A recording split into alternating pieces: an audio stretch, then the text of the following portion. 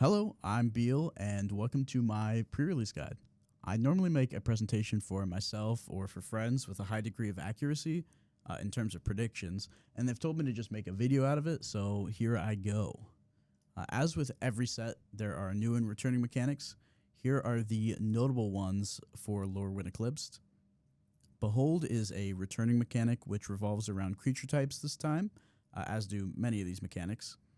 To behold a creature type, choose a creature of that type that you control or reveal a card of that type from your hand.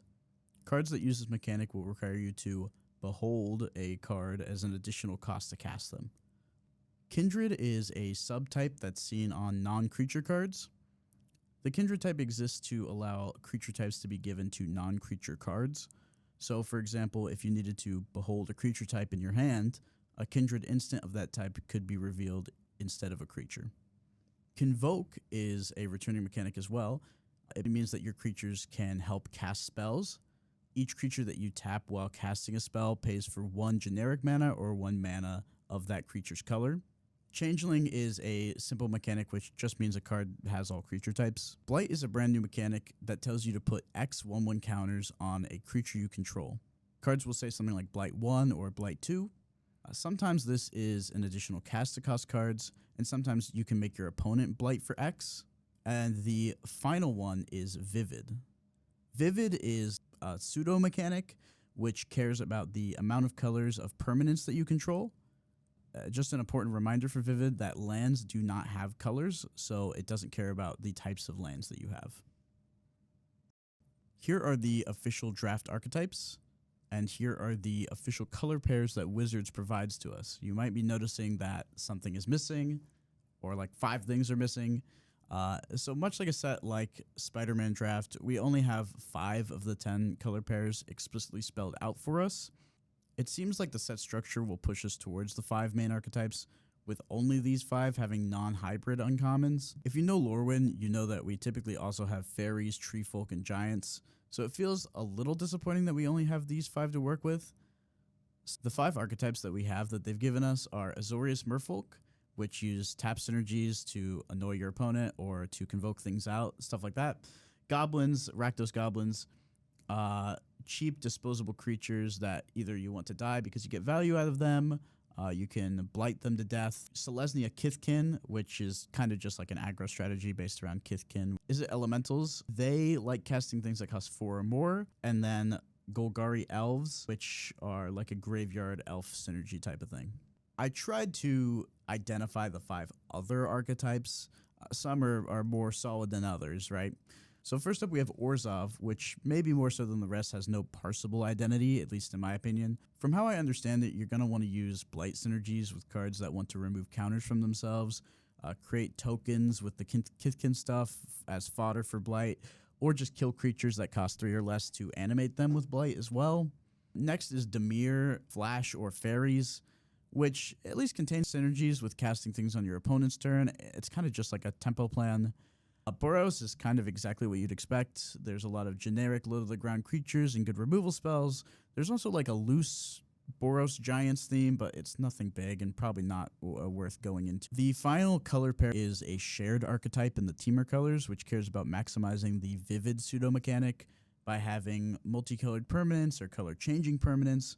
There's also this 10-card hybrid colored cycle of commons that helps you reach these Vivid requirements. There's also elementals in each color which have the Vivid payoffs, and there's also basic land cyclers in each color which could help you reach this type of thing. So moving on to the best cards of each rarity in each of the colors, starting off with white. I would like to preface this section with a little tangent.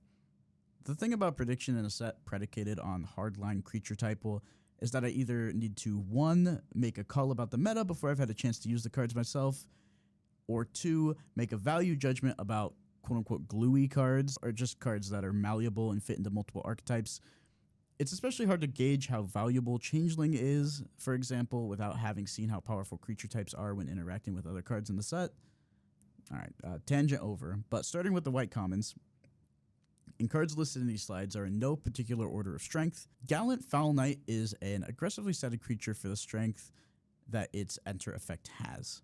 In general, actually, a 3/4 is pretty decent for a stat line in this format, which has lots of small creatures, lots of fodder, right? Spiral into Solitude is missing the usual remove abilities text line that we like to see with these, and your opponent may be able to gain additional value from tapping it for Convoke and other effects.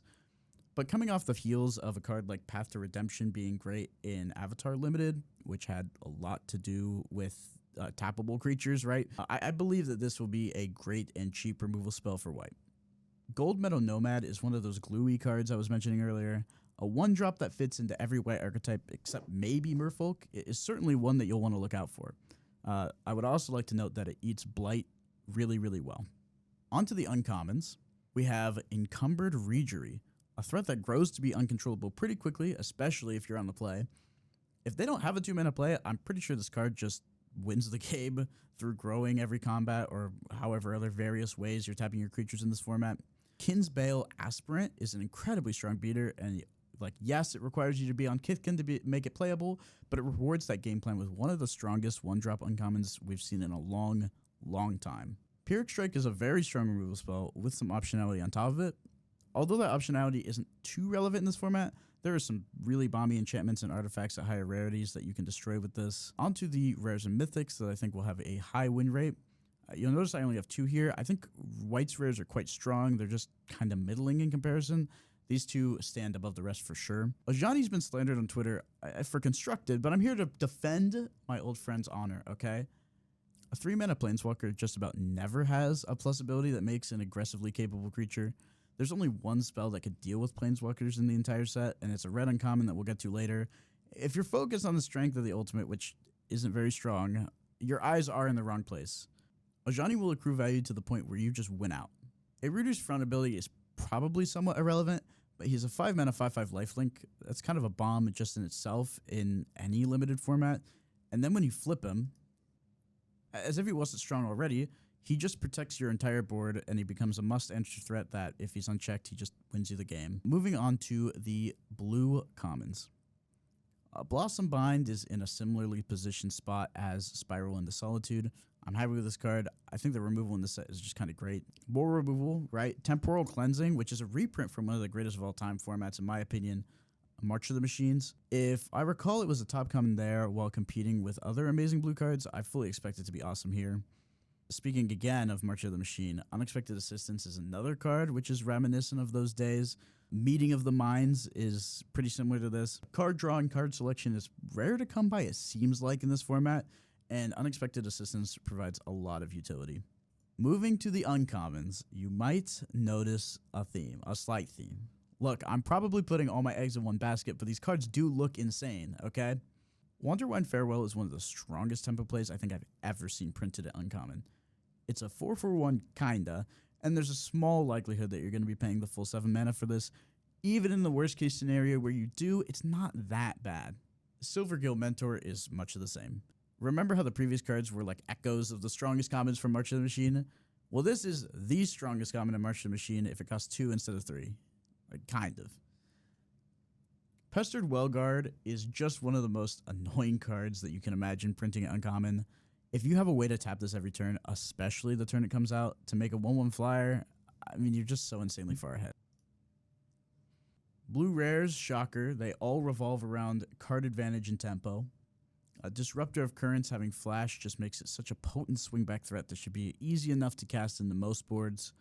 Flitterwing Nuisance seems nuts, especially if you're getting multiple creatures through on that turn 3 swing with the activation. And Lockmare is just an engine in and of itself. The play pattern is usually going to be drop this on turn 2, activate for 2 blue on turn 3, and then swing for 3. I also wanted to give an honorable mention to Mirror Form. I have no idea how to evaluate this card. I'm pretty sure it's insanely broken, maybe highest win rate behind Lockmare potentially, because it's so pushed in so many directions, but I just don't want to list it because it kind of scares me. I just don't have any idea how to evaluate it. Black, hooray, it's time for Black Commons now. Okay. Auntie's Sentence really excites me. This is the most pushed version of this optionality pilfer we've ever had. I think it'll be good on turn 2, either on the play or the draw. I never thought I would have given this archetype of card, so to speak, in my top commons, but I guess 2026 is a new year. Blight Rot. This is a super cool card, just new iterations of all the removal spells. Having permanent counters stick around in the fail case that something's too big is great. I mean, that being said, not many things would be above that 4 toughness mark, but again, it's just a nice fail case. Biovile Boggart is one of those called shots for the meta. These cards are usually okay, but I think this being able to be an aggressive 1-drop that trades with 2 toughness creatures, as well as being a decent blight target and a relevant creature type, pushes this over the edge. Now for uncommons. Boggart Mischief is a great card. It's like Bastion of Remembrance's big brother. I think this is going to be one of those annoying inevitability style threats in the format. I think it's wonderful. Nameless Inversion is really, really solid. The power boost here is relevant probably only like 5% of the time that you're casting it, but I think you can also value this as being a changeling for beholding purposes highly. That being said, one of the last things you want to do is behold a removal spell, so maybe do that as a last resort.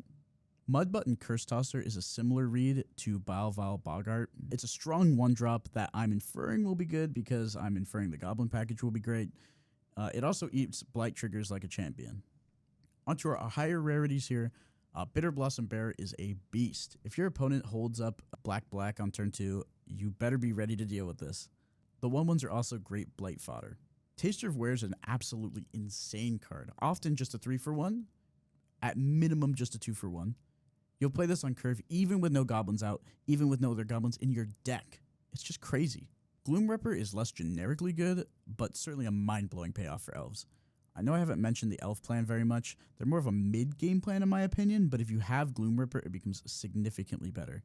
It doesn't help that we haven't gotten to green yet to talk about the elves, but yeah.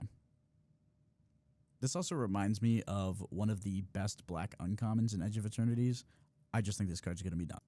Red is finally up, which brings a lot to the table in this format. Burning Curiosity seems completely nuts. Now, if you can't afford the Blight, it's definitely a lot worse, but I almost feel like being able to pay the Blight cost is a foregone conclusion by the time that you'll have, the time to cast this anyway. That may age poorly, but I feel like the current read I have on this format is correct. It's also worth noting that some of these cards actually like being blighted on, like that blue mythic we covered earlier. Elder Auntie is just generically powerful. These 2 bodies for 1, 3-mana creatures are almost always good, and this one comes with relevant types, multiple colors for Vivid if that ends up being relevant, and also just a great blight target. Cinder Strike, wow. I mean, 4 damage is so much in this format. I think this card's going to be better than some of the top uncommons, honestly. It's not like you're not happy to deal 2 on curve either. Continuing with the amazing red removal, some of which, by the way, I couldn't even put on the top 3 commons and uncommons list if that says anything. Seer is just completely broken. Top uncommon maybe of the set, very standard playable even, just clip it and ship it.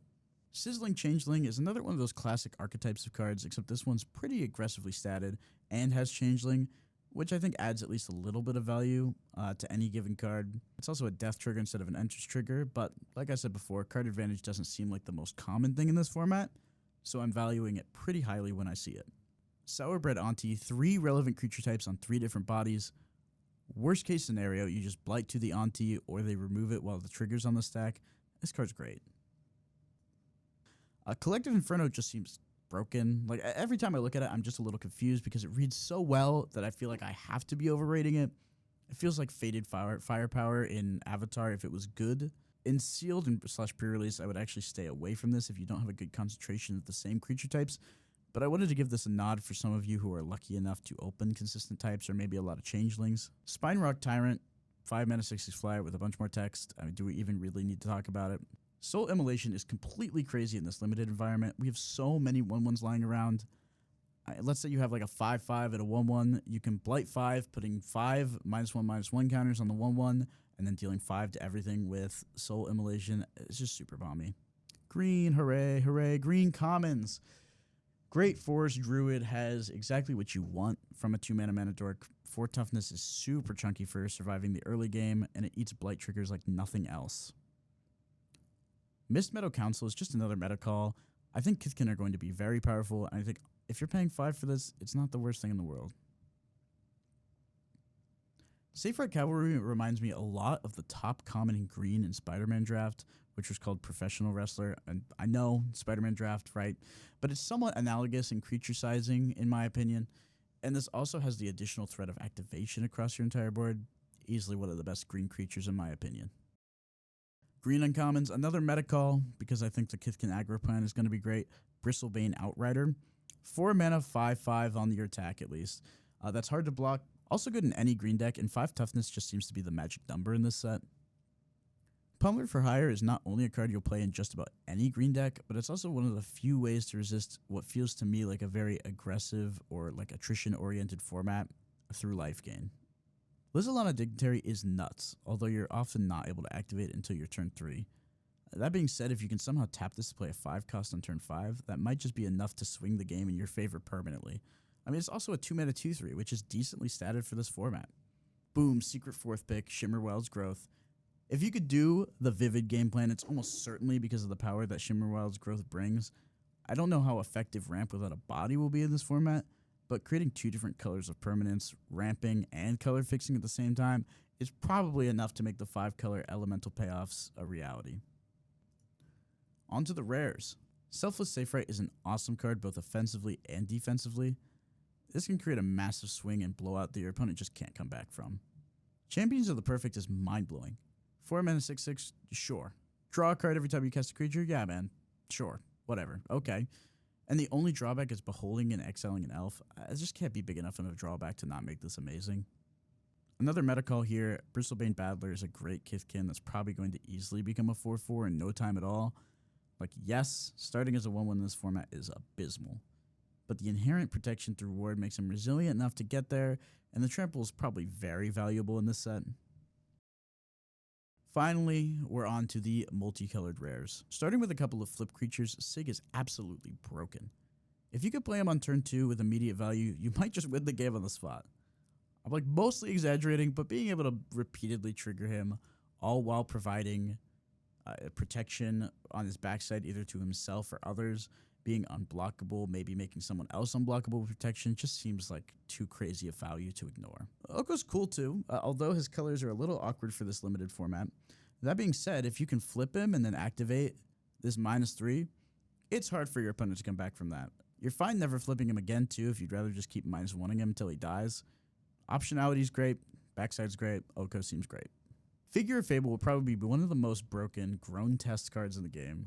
By groan test, I mean like when my opponent plays this, I'm going to let out an audible groan type of thing. It's just Figure of Destiny, but better. Cool, man. On to the next 3. Bray is the next one, and again, not one of the traditional color pairs, but her activation is great on stalled boards, and if you could trigger her life gain ability when she comes out, the value she generates is probably just going to be enough to swing the game heavily in your favor, if not outright win you the game. Keyroll has the benefit of being hybrid and basically belonging in every deck in either of those colors. Everything is a triggered ability these days, and being able to tap a creature that comes out for its own triggered ability makes this almost free to activate every single turn cycle. Chronicle of Victory is a bomb in every deck. Put this in your decks, value changelings higher when you have this card. It's just a colorless bomb, insane. Down to the final 3. Catharsis is probably the best of the Elemental Incarnation cycle in my opinion. Winning the game at 6 mana most of the time, as well as being a great proactive turn 2 play if you have double white pips. Catharsis is awesome. Marilyn Fae Ascendant is absolutely worth splashing for. The value that you get out of this card will blow your mind. The fact that it triggers itself is so insane.